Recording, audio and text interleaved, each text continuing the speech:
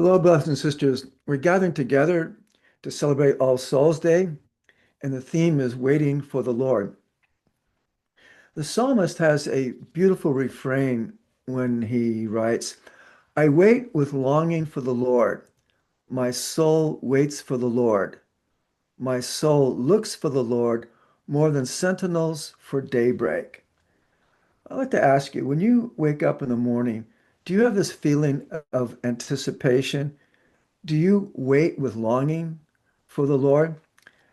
I think we're hardwired to do so because we're made in God's image so that we can receive his very life, to participate in his very being. And as the father said to the elder son in the parable of the prodigal son, everything I have is yours. So we should yearn for this encounter with God.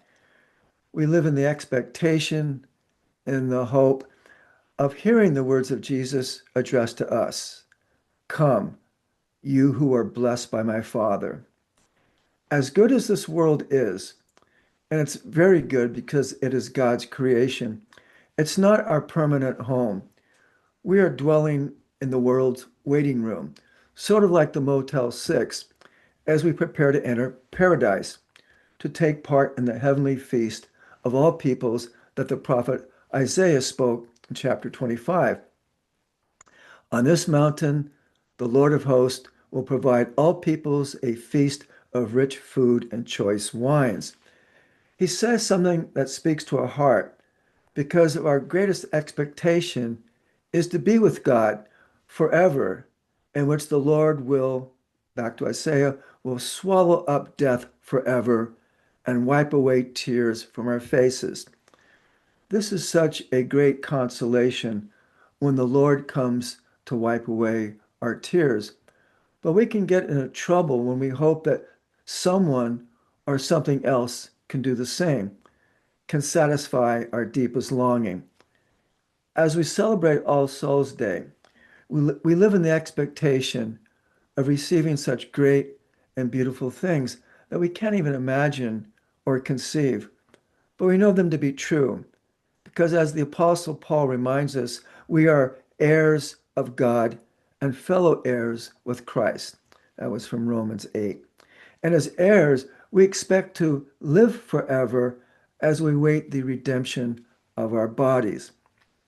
Brothers and sisters, as sojourners on this earth, let us feed our expectation for heaven. Let us cultivate this desire for paradise. I once knew a beloved, a most holy parishioner who was on the final stage of her struggle with cancer.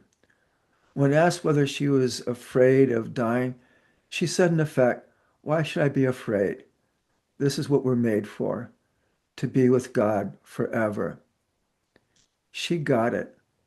Her desires were rightly ordered, which does us much good to ask ourselves if my desires here and now have anything to do with heaven.